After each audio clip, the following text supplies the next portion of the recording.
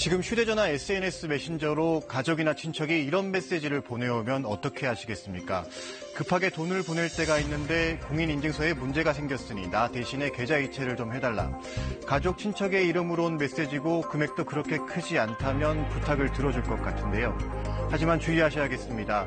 메신저 계정을 해킹한 뒤 가족, 친척을 사칭하는 신종 메신저 피싱 사기단이 기승을 부리고 있습니다. 보이스피싱이야 목소리가 구분이 가니 이런 사칭이 쉽지 않을 텐데 메신저 피싱은 속수무책이었습니다. 사건의 전말을 따라가 보겠습니다. 지난달 24일 한 50대 남성이 휴대전화 메신저로 한 통의 메시지를 받았습니다. 메시지를 보낸 사람은 처남이었습니다. 급하게 누구한테 이체를 해야 되는데 그 공인인증서 문제로 못 보낸다. 내 집 대신 보내주고 그러면 월요일날 돈 이체 주겠다라고 저한테 왔어요. 오랜만에 연락이 온 처남은 안부를 물을 새도 없이 다급하게 부탁을 해왔습니다. 공인인증서에 문제가 생겼으니 자기 대신 96만 원을 다른 사람 계좌로 먼저 이체를 해주면 돈을 갚겠다고 했습니다. 그래서 믿음 주는 친구라 전혀 뭐 의심 없이 카톡은 진짜 오랜만에 했지만 믿을만 하니까 진짜 급한가 보다 라고 생각해서 그냥 바로 이체했죠. 별다른 의심 없이 처남의 부탁을 들어줬는데 돈을 갚겠다던 날이 지나도 처남은 감감무소식이었습니다. 월요일날 이체 안 했더라고요. 되게 바빴나 보다. 그럼 내일 해주겠지 라고 화요일 또 기다렸어요. 근데 화요일날 또 이체 안 해줘요. 화요일날 퇴근 이후에 직접 전화를 했어요. 그랬더니 처남도 저 그런 일 없는데요? 이거 어떻게 해요? 딱 그러더라고요. 자신에게 연락한 적이 없었다는 처남의 말에 그제야 사기임을 눈치챘습니다. 40대 김모 씨도 지난달 20일 비슷한 피해를 당했습니다.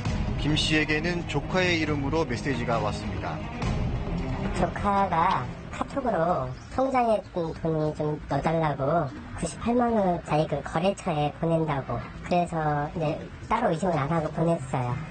메신저 프로필에는 조카의 사진까지 등록돼 있었기에 전혀 의심하지 않았습니다. 그날 조카의 이름으로 메시지를 받은 가족 친지는 한두 명이 아니었습니다. 카톡에 이 큰 이모라든지 작은 이모 이렇게 아빠 이렇게 되는 사람 연락을 한 것 같아요. 휴대전화 메신저로 가족이나 지인 행세를 하며 접근해 돈을 가로채는 수법. 지난 2달 사이 경찰에는 이런 수법에 당했다는 신고가 연이어 접수됩니다. 피해자는 총 191명의 피해 규모는 대략 9억 상단, 피의자는 총 41명, 그중 8명을 구속하고 33명을 검거했습니다. 경찰에 붙잡힌 메신저 피싱 사기단은 중국을 거점으로 활동하고 있었습니다. 중국 내 총책이 메신저 계정을 해킹해 피해자들이 돈을 송금하도록 만들고 국내 인출책이 돈을 찾아 중국 총책에게 돈을 송금했습니다. 메신저 계정을 해킹해 등록돼 있던 가족과 친지 등의 정보를 정확히 알고 있었기에 피해자들은 감쪽같이 속였습니다. 부모들 같은 경우는 매일 카톡을 하고 어느 정도 업범이나 이런 것을 알기 때문에 부모들보다는 약간 먼 친척들, 그리고 조카나 매형 이런 대상을 상대로 이렇게 범행을 했습니다. 목소리가 들리는 통화를 했더라면 의심이라도 했을 텐데 메신저로만 대화를 주고받아 사기임을 전혀 눈치채지 못했습니다. 계좌 이체를 해달라는 돈도 대부분 100만 원 미만이었습니다.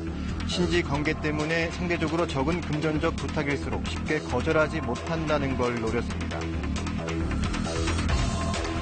안 보내주면 조카한테 그런 가족, 친척 간에 그런 관계도 있고 그래서 보낸 것 같아요. 나중에 또 이제 그 사통 간에 의의도 상할 수도 있고 그런 문제 때문에 그리고 그전에 이렇게 돈을 부탁한 적이 없었기 때문에 정말 필요한 줄 알고 안 풀리나 보다 하고 확인 매물도 그렇고 해서 그냥 무조건 보냈어요. 그렇고 또 그냥 보내고 난 뒤에 어차피 다음 주에 또 보낼 수 있어요. 말을 해가 또 그렇게까지 했어요 제가.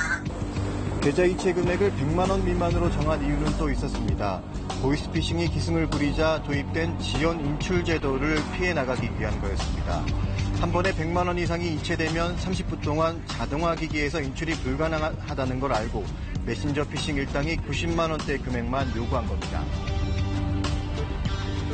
현 제도상 100만 원 이상 인출할 경우에는 30분 정도 그 지연해가지고는 인출하는 그런 제도가 있습니다. 그걸 피하기 위해서 피해자들 같은 경우는 100만 원 미만의 소액 90만 원대를 요구한 것입니다. 국내 인출책 등이 검거되긴 했지만 9억 원 가량 되는 피해 금액을 회수할 길이 막막합니다. 이미 대부분 피해 금액은 중국 내 조직원에게 넘어간 상황입니다. 은행에 다니면서 누구나 저 VCPC에 대한 연락이 계속 됐었고 1년간에 근무하는 사람이 이 정도인데 일반인들은 얼마나 더 많이 당할까 그런 생각도 들기도 하고. 메신저 비밀번호를 주기적으로 변경하고 메신저상으로 친인척이 돈을 요구할 경우에는 반드시 전화상으로 본인 여부를 확인하고 송금하셔야 할 것으로 봅니다. 경찰은 피해 예방을 위해 SNS 메신저 계정 보안에 주의해달라고 당부하는 한편 중국에서 활동하고 있는 메신저 피싱 조직원을 상대로 수사를 확대할 방침입니다.